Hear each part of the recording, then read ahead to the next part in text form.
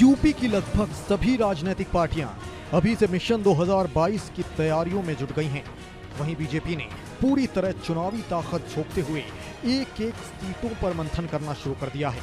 ऐसे में ये तो तय है कि 2022 विधानसभा के चुनाव बीजेपी मुख्यमंत्री योगी आदित्यनाथ के नेतृत्व और चेहरे के साथ लड़ेगी। वहीं सीएम योगी खुद कहां से चुनाव लड़ेंगे, अब तक चल रहे संशय के भी संकेत मिलने लगे हैं।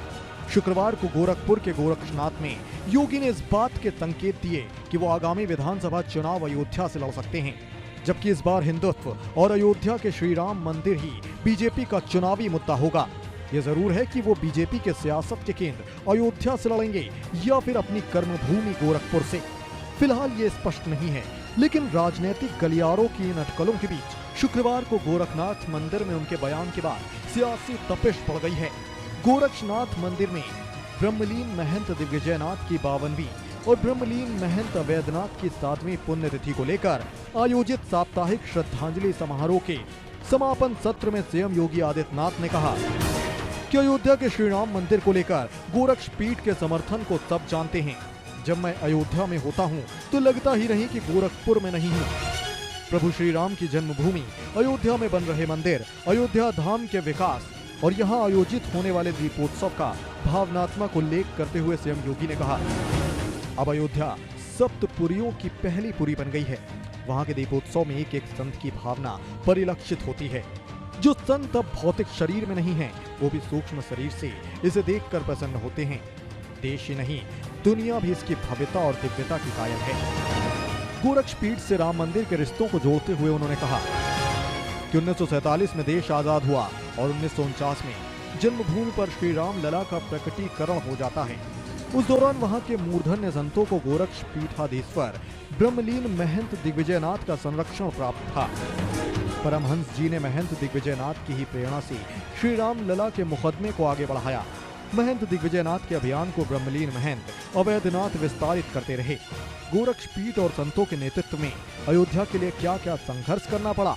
संघर्ष करने वालों ने कभी ये नहीं सोचा कि उनको क्या मिलेगा। वास्तव में जब चारों ओर से एक आवाज निकलती है तो संकल्प साकार होता है। मुख्यमंत्री और गोरक्ष पीठाधीश्वर योगी आदित्यनाथ ने कहा, प्रधानमंत्री नरेंद्र मोदी के नेतृत्व में मिली सफलता से सभी वाकिफ हैं। उनके मार्गदर्शन से गृह मंत्री ने दृढ़ता से कश्मीर से धारा 370 को खत्म किया। पाकिस्तान, अफगानिस्तान, बांग्लादेश में प्रताड़ित हिंदुओं, सिखों, बौद्धों, जैनियों को कानून बनाकर नागरिकता दी। उन्होंने कहा कि ये सब हमारे हैं। देश के बाहर संकट में फंसे भारतीयों का इस सरकार ने हाथ फैलाकर स्वागत किया।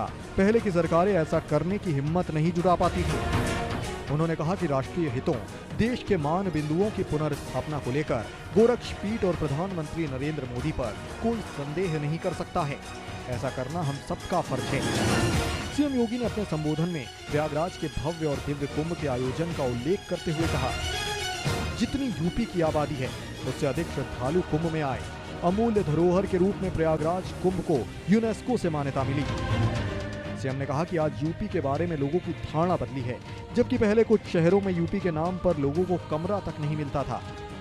उन्होंने कहा कि यूपी वासी प्रभु श्री राम, श्री कृष्ण, काशी विश्वनाथ, गुरु गोरक्षनाथ, महात्मा बुद्ध, संत कबीर के प्रतिनिधि हैं और इस पर गर्व की अनुभूति होनी चाहिए।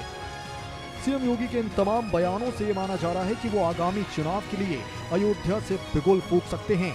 फिलहाल पार्टी की ओर से सीधे तौर पर इसकी पुष्टि नहीं हुई है।